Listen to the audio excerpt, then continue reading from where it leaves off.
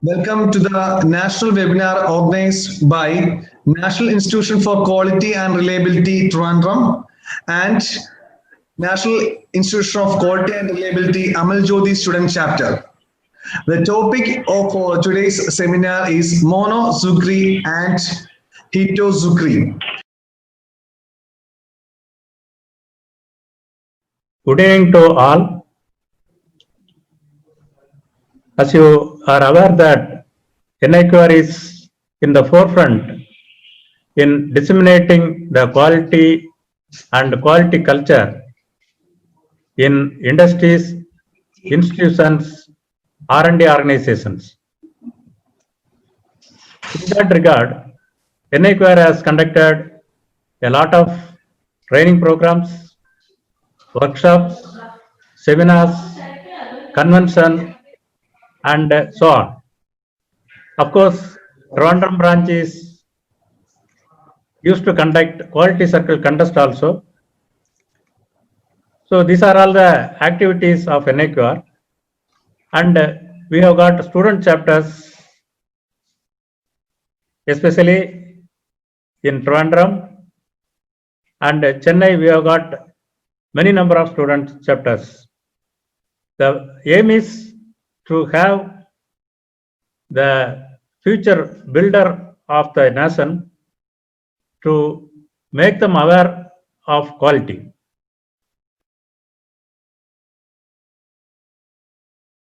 Good evening, all. It's my pleasure to introduce the speaker, our Vice Chairman of NIQR Trivandrum branch, K.R. Mohan Ananthanarayanan. It's a brief biodata. I'll just tell about Mohan Ananthanarayanan. He has graduated as a BTech from mechanical engineering, and he has got a MS in quality management, and he is a Six Sigma Black Belt professional. Then he is a lead auditor ISO 9001 QMS, and he has got an experience of around 37 years in quality assurance in launch vehicle fabrication, leading a team engineers in various work centers across India. Successful development of small and medium industries in special processes and precision machining for space application in India.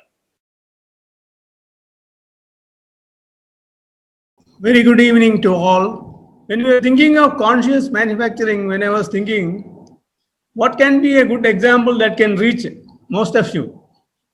Then what came to my mind was cooking. A simple reason is you put your heart and soul along with salt and pepper in making the products.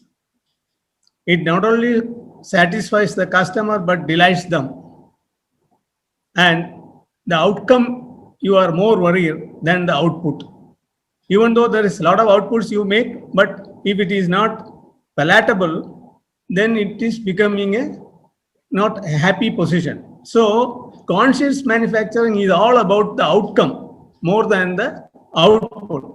If we can make the outcome very, very well with the satisfaction of customers or the intended needs of the people in the society, definitely it will help. And these two terms will pave the way for the conscious manufacturing.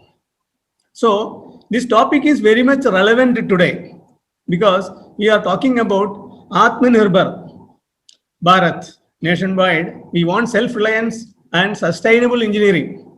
If that is so, then we should definitely tap the skill and the knowledge of our own persons in the local region and try to make things better in these areas. And that is how this topic we thought we should have something to discuss of it. And so we have to blend the local mindset with work ethics for continuous improvement, for perfection. So it is important. See, when if you can see ISRO started manufacturing from suppliers maybe in 70s, and in 80s a lot of fabrication tech started, and we can see that most of them were all the items which are supplied 90% are all indigenous, and most of them are done by people with very small type shops, small industries. It is their passion, their commitment. And we need to have knowledge centers. That is the most important thing. Other than that, see, we have so many management systems available, approaches available. But here, the more stress is on knowledge centers and effective transmission. In this context, I will like to bring forth respects to W. Edwin Demings. And he has told something which are very much relevant for this topic. One is pride and a sense of ownership enables attaining perfection in their work.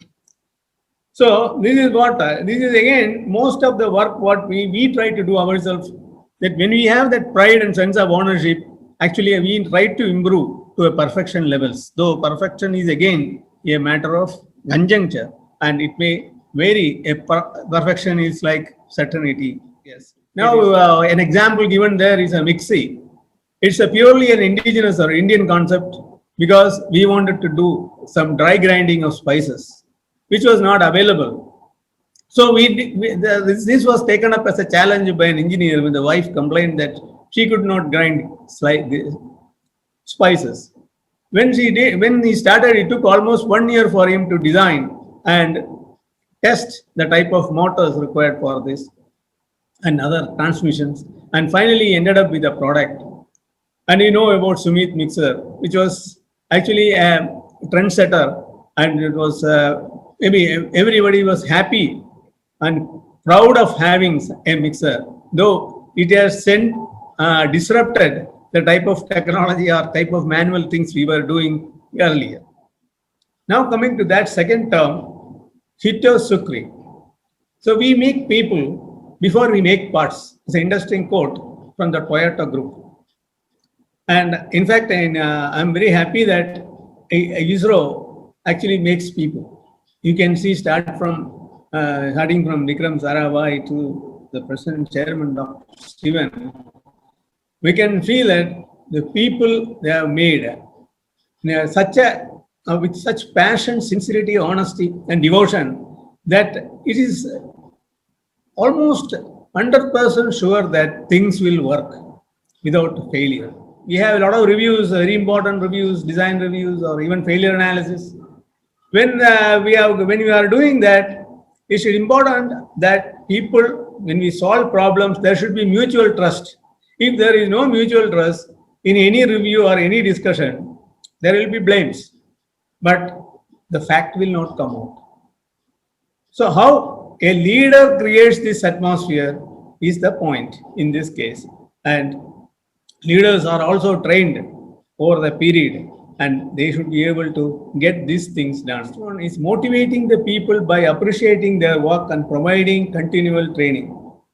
Yeah, this is done in many cases. There are rewards and all are being done.